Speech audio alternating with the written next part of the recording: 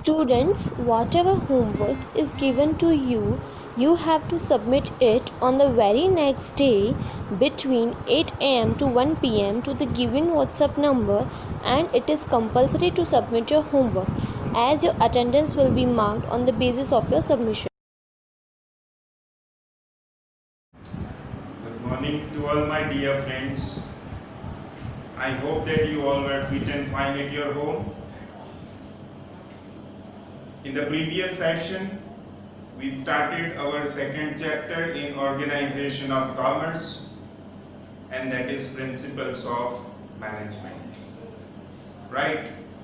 And now today it is our second session of the chapter.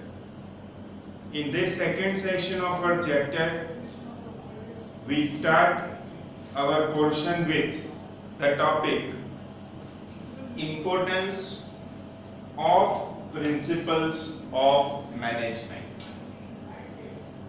As I told you earlier, for importance we have different synonyms. For importance, we can also write advantages. We can also write merits, and we can also write benefits. Right? So with the help of principles of management, what are the different merits, different benefits and advantages are there with us? Because I told you that principles means rules and regulations. And earlier I told you that how can rules and regulations generated? So rules and regulation generates only because of the essence of an experience. Okay, whatever experience we are facing during the past time, these experiences later on turns into the principles, means rules. And with the help of these rules, guidelines prepares. And these rules helps the managers to perform their different managerial functions. So my dear friends, with the blessings of Almighty God, let us start the importance of management. See the first importance, increase in managerial or management with proper efficiency. So efficiency means ability. How can the ability comes? How can the efficiency comes? And how can the management becomes powerful? So any business enterprise, they have the knowledge about their workers. They have the knowledge about the habit of their workers. And on the basis of the habits of workers, the management decides certain rules and regulations. And these, with the help of these rules and regulations, we can increase the efficiency of the management. So my dear student, this is our first importance. Second importance is there, maximum usage and efficient administration as well as the resources. Now maximum usage, maximum utilization of any resource, whether it is raw material, whether it is natural resource, whether it is man-made resource, means whatever comes, even electricity, even our energy, human power, human skills, its aptitude, likes and dislikes, all these things, whether it is natural and man-made, all these things are included in resources, my dear friends. And how can we use the maximum resources? So only because with the help of effective administration, right? Now how can the administration become more effective? Students, how can it become more effective? So if the principles of management are effective, are powerful, then managers direct the workers and other department in a proper manner. And if principals are powerful, then administration work is also strong and powerful. So that we can say that maximum usage and effective administration of resources is possible. Understood? Yes. Now the third importance, and that is for helpful for scientific and logical decisions. So earlier I told you that science is based on rules and principles, right? And here also we are studying different principles. So scientific research, because if you want to remain in the market, in this competitive market, then we have to do constantly research. And with the help of research, we can make new products with the help of new techniques and new things. So it is helpful, these principles are helpful in doing different scientific research, and logical decisions we can take. Logical in proper sequence, with using our ideology, with using our mind. Okay, we can take the perfect decisions for the growth and profit of the business, right? Okay, this is your third importance. Now the fourth importance, that is to cope up. Now beta, cope, to cope means to face, कोई भी चीज का सामना करना, to face up with the changing business environment. Okay, in the earlier days, if I am talking about 90s, then what happened? I am giving you an example, giving Colgate, Close Up. These all toothpastes are available in the market. But in 2015, 16, 17, 18, later on what happened? That the brand of Patanjali came into existence. And this brand has launched the Dant Kanti toothpaste. Right? Now this Dant Kanti toothpaste is full of Ayurvedic herbs and all other elements. And people gradually like this product. And due to that, what happened? The company like Close Up, Colgate, Sibaka, Dabur, they all come into the tension. They all come into depression because their selling is decreased suddenly. And what they are thinking? Patanjali made the Ayurvedic toothpaste and people like this toothpaste. Then what we should do? So we should face the changing business environment. We should do the scientific research, and by doing this research, right now Colgate produces that Colgate Ved Shakti. Dabur also produces such kind of toothpaste. Why? Because they have to be steady and firm in the market. So to face with the changing business environment, as the environment change, as the likes and dislikes of the people change, then suddenly the business has to take different kinds of decisions. Okay beta? Then to fulfill social responsibility.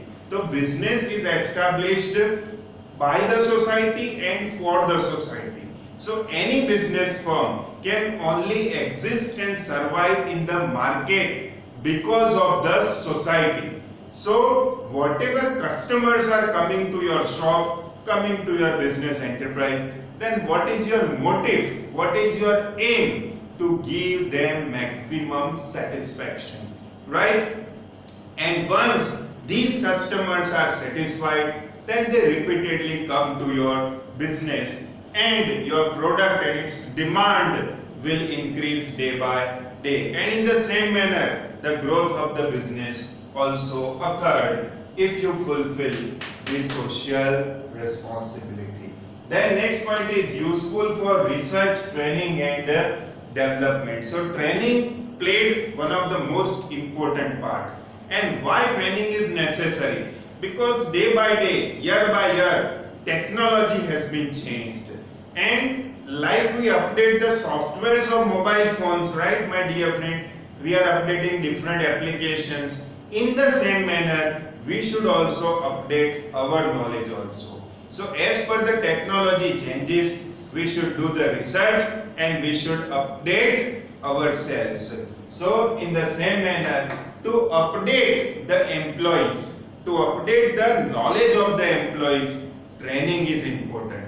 And with the help of training, the employee has full self confidence. And as the self confidence comes, then the employee's development is also possible and business development is also possible. And earlier I told you that why research is needed, because we have to be advanced. We have to run with different products, different companies in the market. That is why by doing the research, you can find out different kind of products. Right now, research on the vaccine of corona is going on, and the whole world scientists are doing the research in the medical line. And we hope that you will find successfully this vaccine, and we can come over this, we can solve this pandemic like the polio. Okay, so this is all about the importance, or we can say advantage, or we can say merits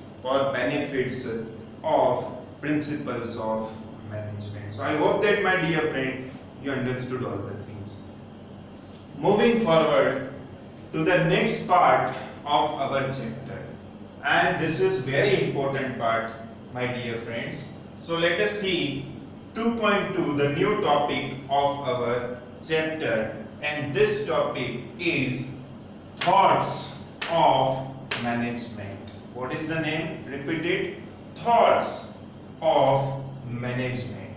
So here we have different kinds of thoughts given by different great management gurus, like thoughts of classical theory, neoclassical theory, etc., that we will study further. So I'll start with the thoughts of classical theory. When these thoughts come into existence, how it comes, how it develops, and how it comes in the management. So see, these thoughts, I can say that it remains in management till the end of 19th century, beta. Which century? Till the end of 19th century, these thoughts remain for the business as well as the management. Now, who are the promoters of these thoughts? Who promote these thoughts into the management? So these promoters are Frederick Taylor. See the spelling, keep in mind, Frederick, right? Frederick Taylor. Some of the students only write Frederick, but not Frederick. It is Frederick, right? You should keep in mind. So Frederick Taylor, Max Weber, Gilbreth, Henry Grant, and Henry Fayol. These were different scholars, these were different management gurus which put this classical theory into the implementation in business administration, right? And here, if I say if scientific management, this word you will study further in this chapter. But what is science? So earlier I told you that based on certain rules and principles, barabar? But these scientific management breaks the old tradition and methods, right, of different ancient experts, and the different principles of scientific management presented by Frederick Taylor included in the classical theory thoughts, right? So he has given, Frederick Taylor given the principles of scientific management, and these principles are included in, we can say, the classical theory. After that, in scientific management, principle of scientific management, two words are included, that is time study and motion study, right? Time study means minimum time taken by the worker to complete the task, minimum time, and that was the standard time कि भाई एक diamond polish करने में उस बंदे को 30 minutes लगते हैं, एक्सपर्ट बंदा है, तो that 30 minutes is the standard time, right? And this is called the minimum time to complete the task, and that is called, we can say, time study. Then motion study means unnecessary movements and work done by the worker. कि काम करते करते चाय P ली, बराबर काम करते करते यहाँ वहाँ लटार मार ली, तो उसने क्या किया, उतने 5 मिनट वेस्ट किए. तो the movement of the worker, the motion of the worker will come into the motion study. These two short notes will study further in detail. So these two concepts are also included in scientific management, and scientific management is a part of thoughts of classical theory.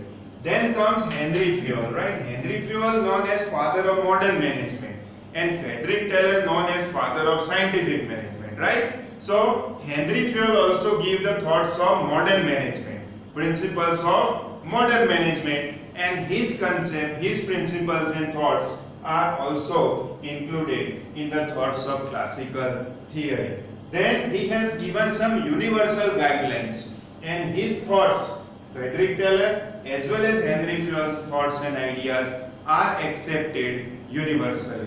Then after, different great people are also given their ideas and concepts, but some limitations are there in these classical thoughts, classical theory thoughts. Which are the limitations? So here they have given only importance to work, and the workers are working like machines.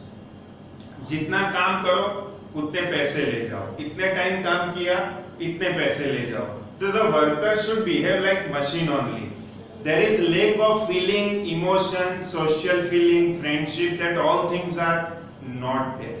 So informal relationships are not have any place in these thoughts of classical theory, and due to these limitations the new thoughts came into the existence, and these were the thoughts of neoclassical theory that we will study in our further session.